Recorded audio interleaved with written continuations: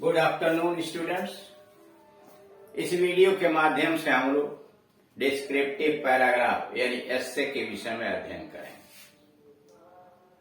Descriptive paragraph यानी एस्से दिए गए विषय वस्तु पर क्रमबद्ध तरीके से अपने आइडियाज और विभिन्न स्रोतों से जुटाए गए सूचनाओं के आधार पर लिखा जाता है। हम एक निबंध अच्छा लेख तभी लिख सकते हैं जब उसके विषय में अधिक से अधिक हम प्रैक्टिस किए। जितना ही अधिक हम प्रैक्टिस करेंगे उतना ही अधिक उस क्षेत्र में हम कुशल होते चले जाएंगे। इसलिए आवश्यक है कि हम विभिन्न विषयों पर दिए गए लेखों को पढ़ें, उनका मनन करें और खुद भी उन विषय वस्तु पर पढ़ने के बाद अपने आधार पर, अपने अनुभव के आधार पर एक लेख लिखने का प्रयास करें। प्रारंभ में थोड़ी कठिनाइयां होंगी, लेकिन जैसे जैसे आप आगे बढ़ते चले जाएंगे वैसे वैसे उस विषय पर आप कुशल होते जाएंगे और आप एक अच्छा निबंध लिख सकते हैं। लेकिन इसके लिए आवश्यक वही है कि आप अधिक से अधिक एक्सरसाइज को पढ़ें अथवा वीडियोस को देखें जो लेख से संबंधित यानी एस्से से संबंधित दिए गए। उसी का एक उदाहरण यहां दिया गया है। राइट ए डिस्क्रिप्टिव पैराग्राफ, एक वर्णनात्मक पैराग्राफ लिखिए ऑन माई विलेज, मेरे गांव पे, यानी मेरे गांव पे एक निबंध लिखिए। On the basis of the given clues, नीचे जो संकेत दिए गए हैं, on the basis of the given clues, दिए गए संकेत के आधार पर आप एक निबंध लिखिए माई विलेज। संकेत आगे दिया गया है माई विलेज। हेंस सिचुएशन यानी गांव की स्थिति किस तरह से, यानी कहां स्थित है। क्लाइमेट, आपके गांव की जलवायु क्या है, गर्म है, ठंडा है आदि है। पॉपुलेशन, आपके गांव की जनसंख्या लगभग कितनी है। एजुकेशन, शिक्षा का क्या हालात है। इट्स इम्पोर्टेंस, और आपके गांव का महत्व क्या है। पहले हेडिंग डाला situation. The name of my village is Isapur, मेरे गांव का नाम ईसापुर है। The name of my village is Isapur, मेरे गांव का नाम ईसापुर। आप अपने गांव का वर्णन कर सकते हैं, आपका जो भी गांव। It is on the right bank of the river Yamuna, यह यमुना नदी के ठीक किनारे पर स्थित है। It is on the right bank of the river Yamuna, यह यमुना नदी के दाहिने किनारे पर स्थित है। यानी ईसापुर यमुना नदी के दाहिने किनारे पर स्थित है। It is at a distance of about 2 kilometre from Mathura, और यह मथुरा से लगभग 2 किलोमीटर की दूरी पर है। It is at a distance of about 2 kilometre from Mathura, यानी ईसापुर मथुरा से लगभग 2 किलोमीटर की दूरी पर स्थित है। अब इसे आप वहां पहुंच भी सकते हैं कि मथुरा गया, मथुरा से 2 किलोमीटर पर पहुंचा ईसापुर, जो नदी यानी यमुना नदी के दाहिनी तरफ स्थित है। अब क्लाइमेट आई, जलवायु। The climate of my village, मेरे गांव की जलवायु। The climate of my village is healthy, बहुत स्वास्थ्यकारी है। The climate of my village is healthy, स्वास्थ्यकारी है। इट इज मॉडरेट, यह बहुत सामान्य जलवायु है। नाइदर हॉट नॉर कोल्ड, यहाँ सामान्य जलवायु होती है, न तो बहुत गर्मी न बहुत ठंडा। नाइदर हॉट नॉर कोल्ड, यानी सामान्य जलवायु है, न अधिक गर्मी न ठंडा। वाटर हियर इज स्वीट, यहाँ का पानी मीठा है। वाटर हियर इज स्वीट, यहाँ का पानी मीठा है। The village is free from mosquitoes, गांव में मच्छर नहीं है, गांव मच्छर मुक्त है। The village is free from mosquitoes, यह गांव मच्छरों से मुक्त है। There are no pools of, कीचड़ से भरे हुए यहाँ कोई तालाब नहीं है। There are no pools, pools गड्ढे, तालाब ऑफ मड, कीचड़ का कोई गड्ढा या तालाब नहीं है।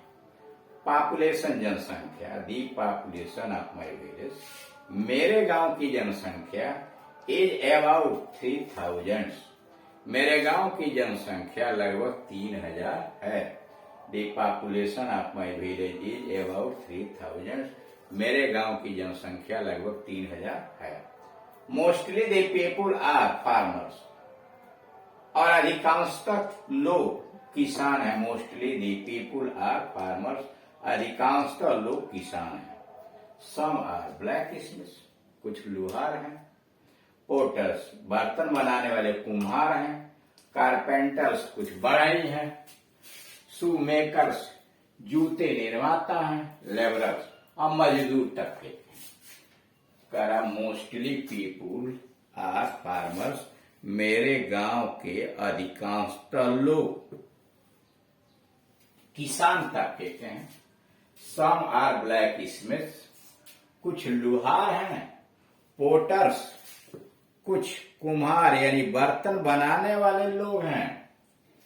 कारपेंटर्स, कुछ बढ़ई हैं।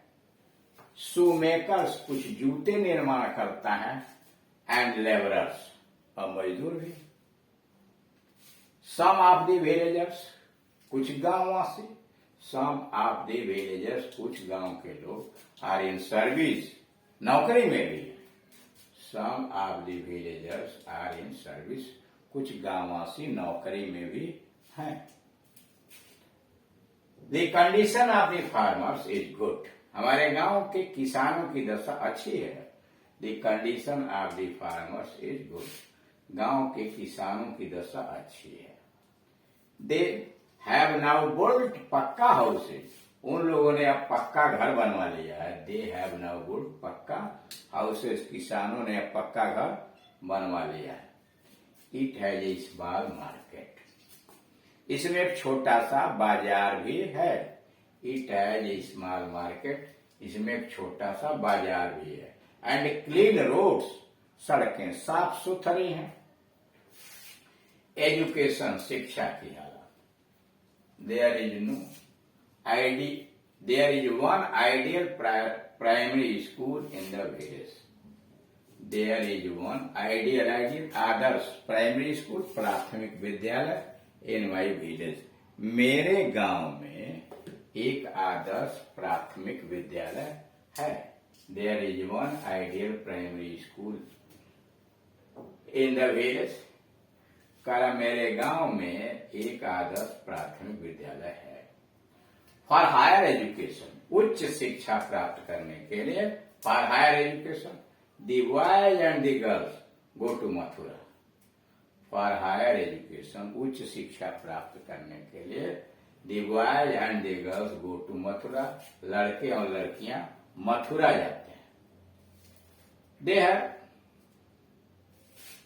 नो डिफिकल्टी, उन्हें कोई कठिनाई नहीं होती है। अबाउट हायर एजुकेशन, हमारे गांव के लड़के लड़कियों को उच्च शिक्षा के लिए कोई कठिनाई नहीं होती। उच्चतर शिक्षा के लिए कोई कठिनाई, as Mathura is at a walking distance from my village, इसलिए कि मथुरा तो हमारे गांव से थोड़ी ही दूर पर है। वॉकिंग डिस्टेंस यानी टहलने के बराबर की दूरी पर है। एक्स इम्पोर्टेंस, इसका महत्व क्या है मेरे गांव का?